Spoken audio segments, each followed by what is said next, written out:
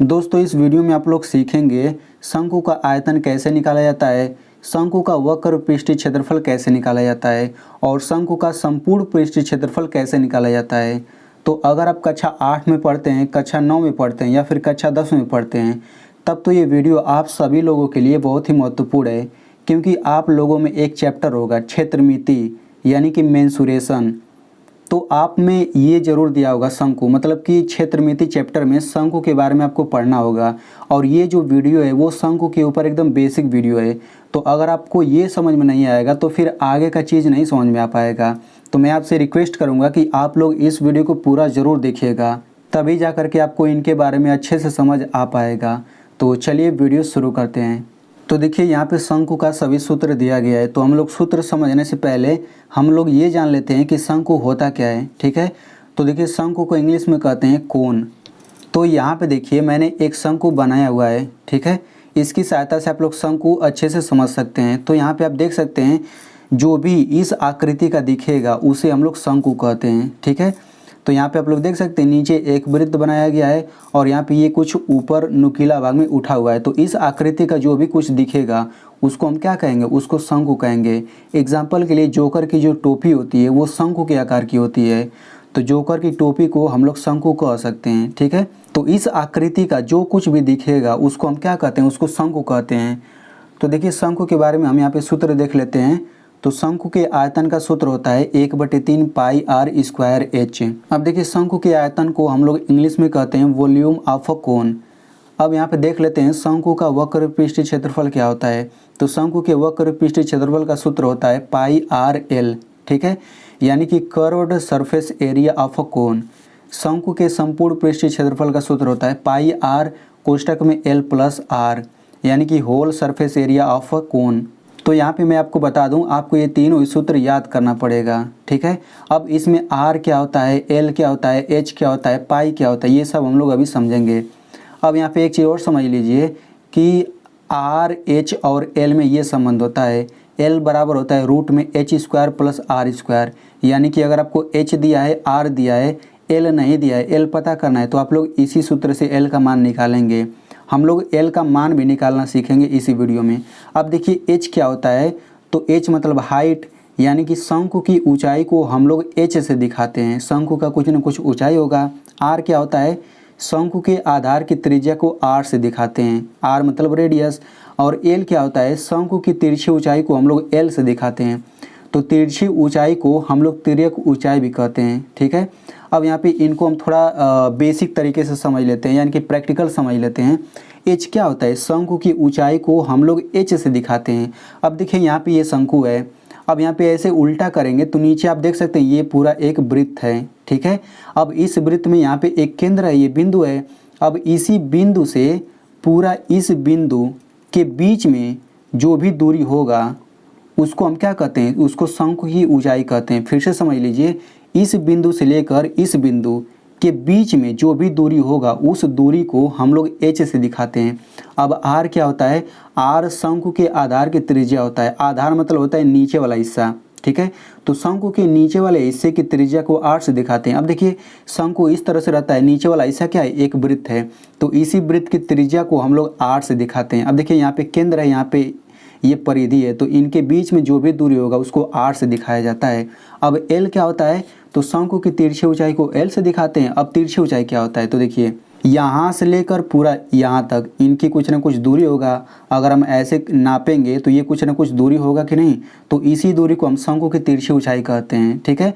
देखिए शंकु की ऊंचाई और तिरछी ऊंचाई में फ़र्क है। शंकु की ऊंचाई इस बीच से लेकर यहाँ तक की दूरी होता है और तिरछी ऊंचाई इस यहाँ से लेकर यहाँ के बीच की दूरी होता है, यानी कि तिरछी ऊंचाई हमेशा बड़ा होता है। तो आई होप आपको ये सारा चीज़ समझ आ गया होगा। अब यहाँ पे समझ लेते हैं पाई क्या होता है। तो देखिए पाई एक संख्या होता है। पाई बराबर होता है 22/7 और पाई का मान होता है 3.14।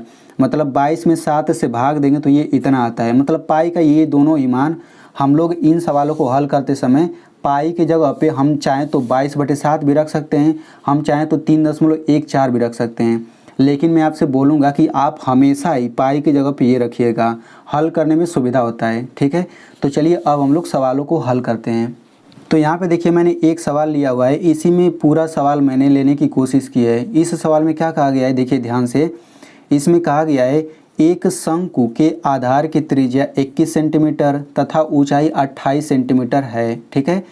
उस शंकु का आयतन ज्ञात करना है, उसी शंकु का वक्र पृष्ठीय क्षेत्रफल ज्ञात करना है और उसी शंकु का संपूर्ण पृष्ठीय क्षेत्रफल ज्ञात करना है, ठीक है। तो देखिए जब भी हम लोग इस प्रकार के सवालों को हल करेंगे तो जो जो चीज़ हमें दिया रहता है सबसे पहले उसे लिख लेते हैं। तो यहाँ पे क्या क्या दिया गया है, शंकु के आधार की त्रिज्या दिया गया है और आधार की त्रिज्या को 8 से दिखाते हैं। तो यहाँ पे लिखेंगे दिया है, तो क्या दिया है, शंकु के आधार की त्रिज्या 21 सेंटीमीटर, यानी कि r बराबर दिया गया है 21 सेंटीमीटर, क्योंकि आधार की त्रिज्या को r से दिखाते हैं। तो r बराबर 21 सेंटीमीटर हो गया। और क्या दिया गया है, ऊंचाई दिया गया है। तो यहाँ पे देखिए ऊंचाई दिया है ना, मतलब शंकु की ऊंचाई दिया है, ये h का मान है, h बराबर हो जाएगा 28 सेंटीमीटर। अगर यहाँ पे तिरछी ऊंचाई दे देता तो हम l बराबर लिखते हैं 28 सेंटीमीटर, ठीक है। तो इतना फ़र्क होता है। तो बस हमें दो ही चीज़ दिया था, हमने दो ही चीज़ लिख लिया। अब हम सबसे पहले शंकु का आयतन निकालेंगे। तो शंकु का आयतन निकालने के लिए शंकु के आयतन का सूत्र याद होना चाहिए।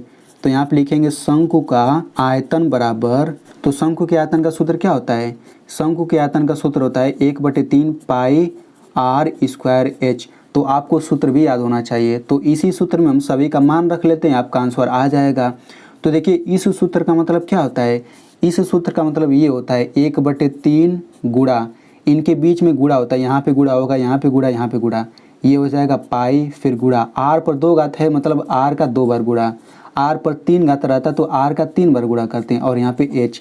तो हम लोग इसका विस्तार रूप लिख लिए। अब सभी का मान रख लेते हैं। तो ये हो जाएगा 1/3 गुणा, इस पाई की जगह पे मैंने बताया आपको कि 22/7 रखिएगा हमेशा। इस r के जगह पे देखिए 21 है तो यहाँ पे 21 हो जाएगा, फिर गुणा, इस r के जगह फिर भी 21 रखेंगे, h की जगह पे ये हो जाएगा 28। तो देखिए हमने सभी का मान रख लिया।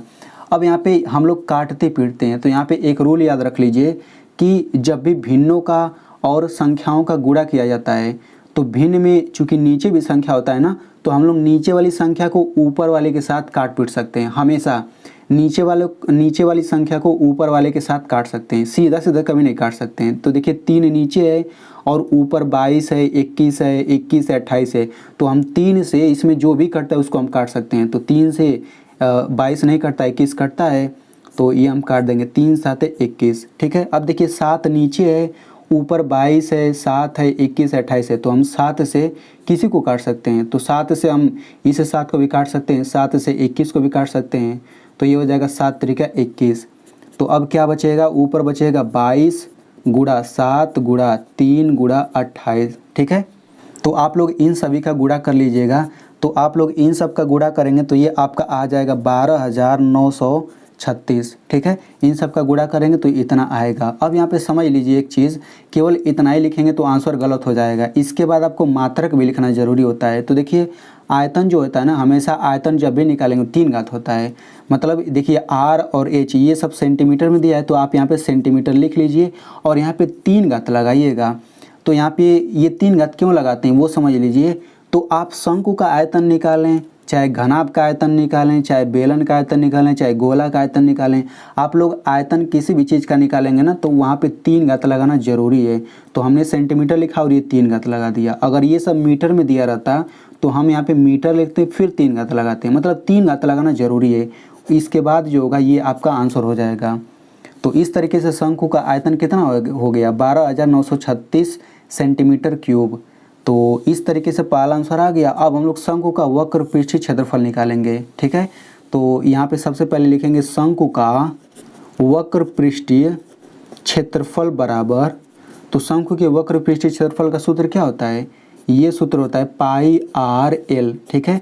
तो पाई आर एल का मतलब क्या हुआ, पाई गुणा आर गुणा एल, ठीक है। इसमें भी हम लोग सभी का मान रख लेते हैं। तो पाई के जगह पर रखेंगे 22/7, फिर गुणा आर के जगह पे क्या रखेंगे, आर बराबर चूँकि 21 है तो यहाँ पे हम रखेंगे 21 गुणा। अब एल की जगह पे हम क्या रखेंगे, तो आप लोग देख सकते हैं कि इसमें एल का मान नहीं दिया गया है। तो आप कैसे रखेंगे, तो आपको एल का मान निकालना पड़ेगा। तो एल का मान आप कहाँ से निकालेंगे, कैसे निकालेंगे, तो देखिए अभी हमने यहाँ पे जाना था कि जब एच और आर दिया हो तो एल का मान हम इसी सूत्र से निकालते हैं। तो आप देख सकते हैं कि एच और आर का मान दिया गया है, यहाँ पे देख लीजिए एच और आर का मान दिया गया है, हम लोग एल का मान निकाल सकते हैं। तो चलिए हम लोग सबसे पहले किसका मान निकालेंगे, एल का मान निकालेंगे। तो यहाँ पे हम लोग लिख लेते हैं, सूत्र क्या होता है, एल बराबर होता है रूट में H square plus R square. तो हम लोग इसी में दोनों का मान रख लेते हैं और एल का मान निकाल लेंगे। तो ये हो जाएगा रूट एच स्क्वायर, एच का मान 28 है तो ये हो जाएगा 28 का स्क्वायर प्लस आर का स्क्वायर, आर का मान 21 है तो 21 का स्क्वायर लिख लीजिए। फिर यहाँ से हो जाएगा एल बराबर रूट में, अब देखिए 28 पर 2 घात है, मतलब 28 का 2 बार गुणा करेंगे।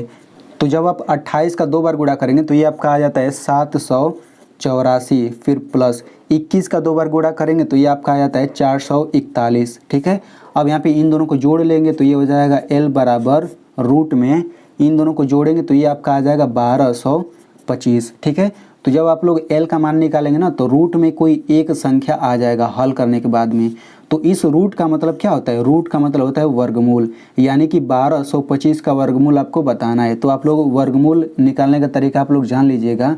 तो 1225 का वर्गमूल निकालेंगे तो ये आपको पता है कितना आता है, 1225 का वर्गमूल आप लोग निकालेंगे तो 1225 का वर्गमूल 35 आता है। तो देखिए वर्गमूल कैसे निकालते हैं हम लोग ये भी थोड़ा सा समझ लेते हैं, लेकिन आप लोग इसको डिटेल में समझ लीजिएगा यूट्यूब पे सर्च करके। देखिए अगर रूट में 1225 है तो हम यहाँ पे 1225 लिख देंगे, फिर इसका अभाज्य गुणनखंड करेंगे तो ये 2 से भी नहीं कटेगा, 3 से भी नहीं कटेगा, लेकिन 5 से कट जाएगा। तो काटिए, 5 दूना 10, 5 चौक 20, 5 पचे 25, फिर 5 से कटेगा, 5 चौक 20, 5 9 45। अब 7 से कटेगा, 7 एकम 7, 7 7 49, 7 एकम 7। अब देखिए यहाँ पे चूंकि वर्गमूल निकालते हैं ना तो हम 2 2 का जोड़ा बनाते हैं। तो यहाँ पे 5 2 बार है तो हम 1 5 ले लेंगे, यहाँ पे 7 2 बार है तो 1 7 ले लेंगे। अब 5 7 का गुणा करेंगे तो 35 आ जाएगा। तो इस तरह से वर्गमूल निकाला जाता है। ठीक है, तो इस तरीके से हम कह सकते हैं कि एल बराबर 35 आ गया है। तो हम लोग क्या करेंगे, वही एल का मान यहाँ पे रख देंगे 35। ठीक है, तो यहाँ पे अब इसको हल कर लीजिए। तो नीचे 7 है, ऊपर 21 है, तो आप काट सकते हैं। तो 7 तरीके 21 हो गया, तो बचेगा क्या, 22 गुणा 3 गुणा 35। तो अब आप लोग इन सब का गुणा कर लीजिए। तो देखिए इन सब का गुणा करेंगे तो ये आपका आ जाता है 2310, 2310 आ गया। ठीक है, अब यहाँ पे क्या करेंगे, देखिए ये सब सेंटीमीटर में दिया है, आर और एच का मान सेंटीमीटर में दिया है तो हम यहाँ पे सेंटीमीटर लिखेंगे, लेकिन यहाँ पे 3 घात नहीं लगाएंगे क्योंकि केवल आयतन निकालते हैं तब 3 घात लगाते हैं, लेकिन यहाँ पे ये तो क्षेत्रफल है तो यहाँ पे हम 2 घात लगाएंगे। यहाँ पे रूल आप लोग याद रखिएगा कि जब भी हम लोग आयतन निकालेंगे तो यहाँ पे 3 घात लगाना होता है, और क्षेत्रफल हम निकालें किसी भी चीज़ का निकालें तो यहाँ पे 2 घात लगाते हैं। ठीक है, तो इस तरह से वक्र पृष्ठीय क्षेत्रफल भी निकल गया। अब हम लोग क्या करेंगे, अब हमें निकालना है क्या, संपूर्ण पृष्ठीय क्षेत्रफल। तो चलिए हम लोग संपूर्ण पृष्ठीय क्षेत्रफल भी निकाल लेते हैं। तो हम यहाँ पे लिखेंगे शंकु का संपूर्ण पृष्ठीय क्षेत्रफल बराबर, तो शंकु का संपूर्ण पृष्ठीय क्षेत्रफल क्या होता है, ये होता है सूत्र पाई आर कोष्टक में एल प्लस आर। तो आपको ये सूत्र याद होना चाहिए। ठीक है, अब इसमें सभी का मान रख लेते हैं। तो पाई की जगह पे हो जाएगा 22/7, फिर गुणा आर के जगह पे क्या रखेंगे, देखिए आर के जगह पे हमें रखना है 21, यहाँ पे देखिए 21 निकला है तो यहाँ पे 21 लिख लीजिए, फिर गुणा। अब यहाँ पे देखिए एल की जगह पे क्या, एल का मान आया है 35, ये देखिए हमने 35 निकाला है यहाँ पे। ठीक है, और ये हो जाएगा प्लस आर का मान क्या है, आर का मान 21 है तो यहाँ पे आप लोग 21 रख लीजिए। अब क्या करेंगे, 7 नीचे 21 ऊपर है तो ये कट जाएगा, 7 त्रिक 21, तो ये हो जाएगा आपका 22 गुणा 3 गुणा इन दोनों को जोड़ लेते हैं। तो इन दोनों को जोड़ेंगे कितना आ जाएगा, 5 1 6 और 3 2 5, ये 56। तो 22 गुणा 3 गुणा 56, इन सभी का गुणा कर लीजिए। तो आप लोग इन सब का गुणा करेंगे तो ये आपका आ जाता है 3696। ठीक है, आप लोग गुणा करके देख लीजिएगा।